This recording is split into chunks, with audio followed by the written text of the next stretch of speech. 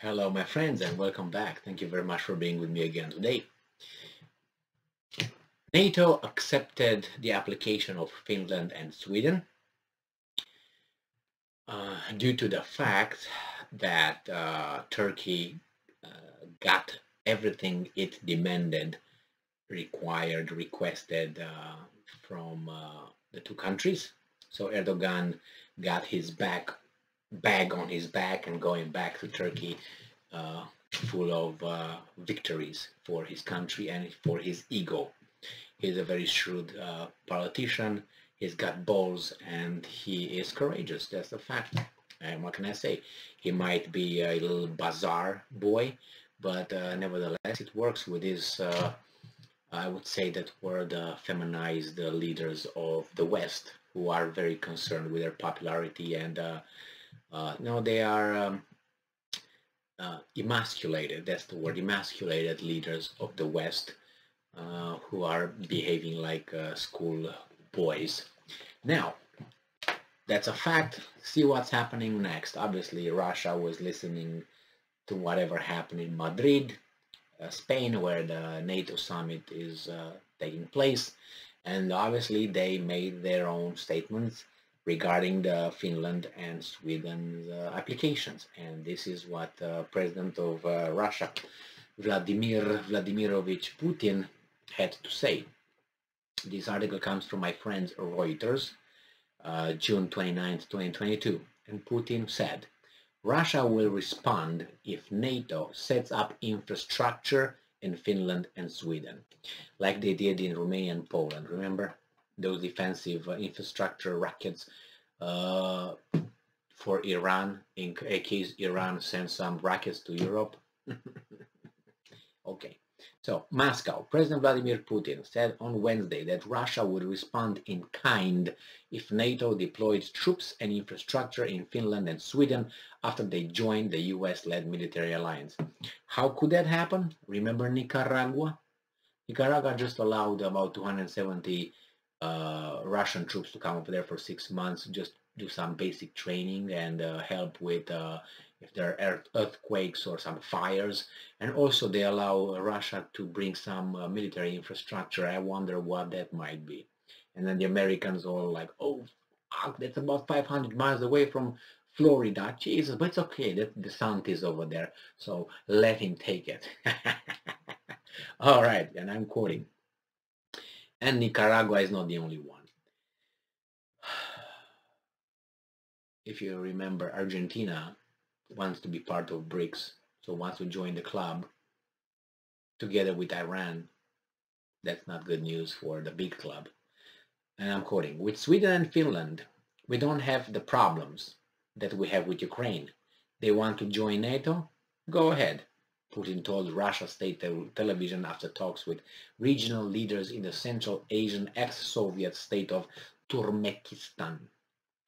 All right, but they must understand there was no threat before, while now, if military contingents and infrastructure are deployed there, we will have to respond in kind and create the same threats for the territories from which threats towards us are created.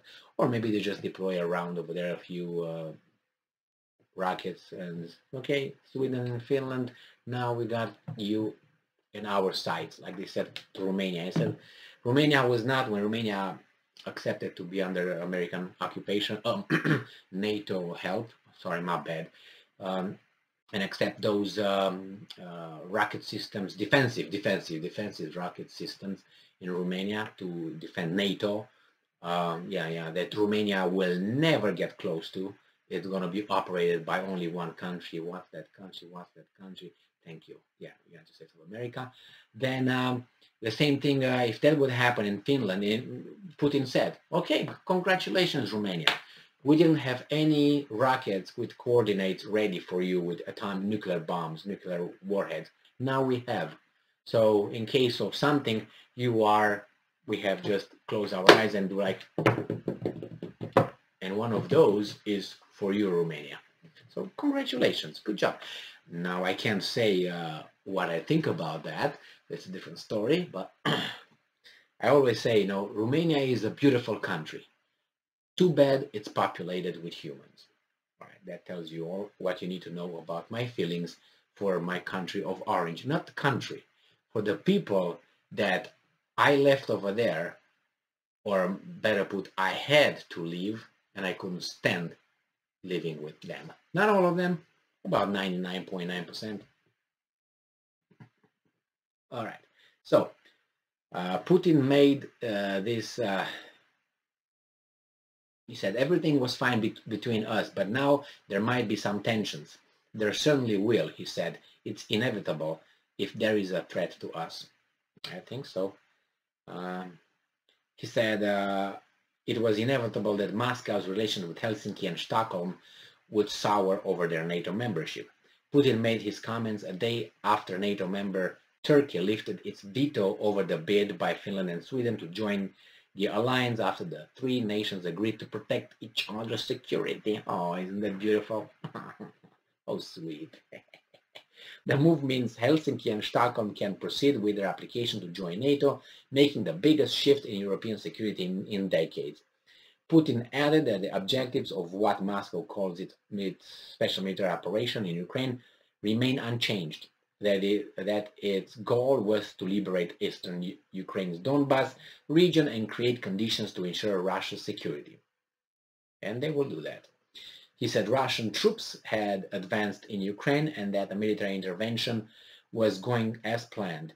There was no need, he said, to set a deadline for an end to the campaign. So that means, put into English, whenever you hear those analysts and experts saying, the Russian operation doesn't go as planned, remember what this guy said. Now, why should I believe those guys when this guy is in charge? You can say, well, Putin is just afraid to say that he's behind schedule. He might be. He might be. The problem is, you see, you have certain, when Germany invaded Soviet Union, right? When they invaded that, Hitler and his generals made plans, and they said, okay, we have to finish that. We have to get to Moscow before this time of the year for certain reasons. Winter maybe. So anyway, so they planned to do that. That's why they started whatever they started. I can't remember. They started early, late spring, early summer, right? I think that's when they started. So nevertheless, when they did that, they it was June or something. I can't remember. Nevertheless, so when you plan it like that, and in this situation. Imagine that, well, you have Ukraine, which is not Soviet Union, you know what I mean? To get from one side, from where the borders of Soviet Union to get to Moscow, where a lot of miles, let's put it this way, and it had a big, wide front to cover. So you need a lot of army over there, a lot of it. Whereas here, Ukraine, is not the point. It's not that big, and Ukraine is like this. It's like a kidney. It's kind of like a kidney. So it's not like this, the kidney, like that. So when these guys are coming, the front is not going to be too long, too wide, too extended as the Soviets, as the Germans had in Soviet Union. You know what I mean? So the distance is not as big from one side to whatever they want to do in Donetsk, Lugansk, and Donbass, whatever those. They're all already done there. It's almost done deal with that. So they don't have to go to Moscow like the Germans, Wehrmacht, planned. So yes, it's not like, oh my God, we have to do this in a month and a half because winter is coming. And besides, now it's a different technology than then, obviously, right? So you don't have to really, you can just stay over there and send some rockets and they do the job for you, or missiles. All right, well,